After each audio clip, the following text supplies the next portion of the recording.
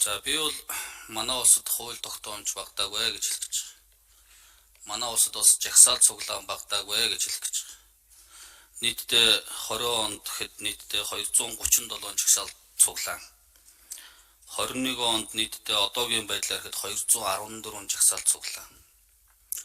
Ингээд жилийн 365 хоногтой харьцуулаад үзэхэд үндсэндээ бараг 70 орчим хувьд нь сүүлийн 2 жил жагсаал цуглаан зохион байгуулагдчихэ.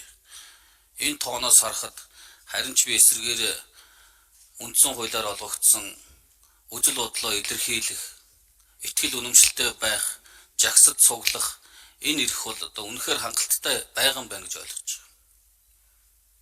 Харин өнөөдөр одоо энэ хүний эрхийн дэд хороо хуралдаж энд байгаа энэ төрийн байгууллагуудыг, холбогдох байгууллагуудын албан тушаалтнуудаас асуугаад ингээд яг үнэ хэлэхэд би бол энд байгаа та бид улс төрчид, улс төрд нөлөө бүхий хүмүүс улс төрийн намууд үндсэндээ өөрөөсдөөс асуух хэрэгтэй шүү дээ. Энэ хүний эрхийг зөрчиж байгаа асуудлаа.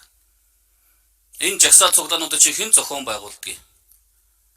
Үндсэндээ баг энэ олон жагсаал цуглаануудын дийлэнх олгох нь шүү. Үндсэндээ цаанаа улс төрийн намтай хамаарал бүхий улс төрчтэй холбоотой ийм л улсууд жагсаал цуглаан зохион байгуулдаг шүү дээ. Яг үнэндээ. Тэгээд нэдэр дээрээ өөртөө зохион байгуулж ард нь суучаад хэрэг дээрээ буруут нь болохоор тэр урд нь гарсан туг нь болсон 1-2 нөхдүүд буруудаг. Түүнийг одоо хууль ёсны одоо шаардлага тавьсан цагдаагийн ажилтнууд буруутдаг. Ийм л байдал дүр төрх өнөөдөр манай Монголын нийгэмд бодит байдал болох шүү дээ. Энийг хэн ч мэдчихэж байгаа шүү дээ. Захын эмээ өвөө хүртэл хэлж байгаа шүү дээ.